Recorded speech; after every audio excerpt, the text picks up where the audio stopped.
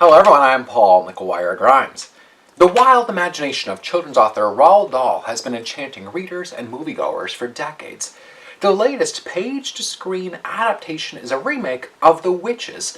It's now streaming on HBO Max, and I want to talk about it. This is Paul's trip to the movies.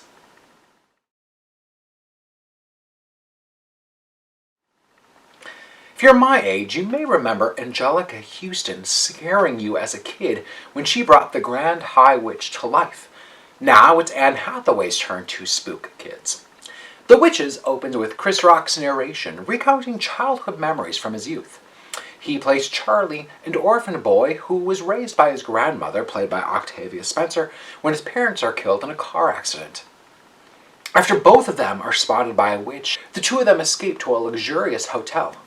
Unfortunately for them, a coven of witches arrives for their annual convention. Charlie overhears the Grand High Witch's plot to turn all the children into mice and sets out to stop them with the help of Grandma and friends Bruno and Daisy.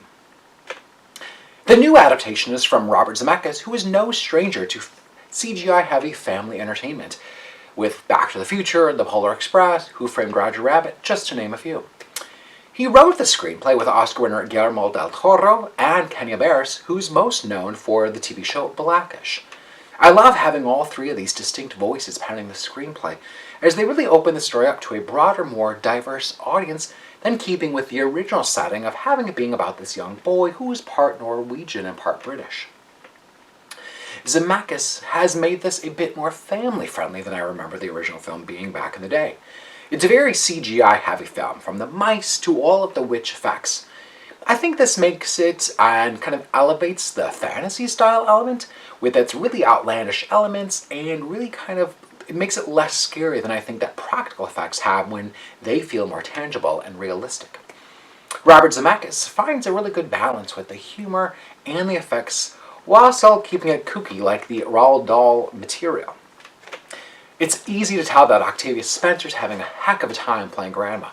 She's full of old wives' tales, idioms, and has tons of family recipes that she's passing on to her grandson.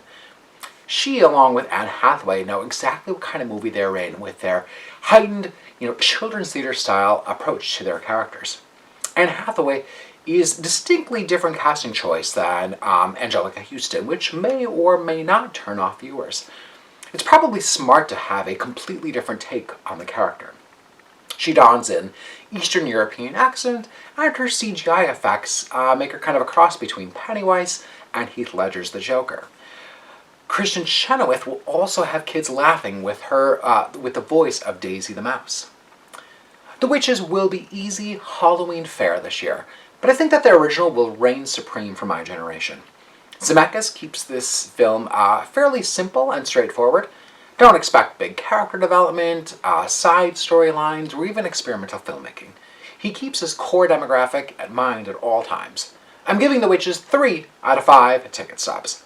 If you like my review today, click subscribe on my YouTube channel to get some other movie reviews, as well as my appearances on Twin Cities Live. Don't forget to follow me on Instagram and Twitter, at Paul's Movie Trip. Have you watched The Witches? I'd love to hear what your thoughts are.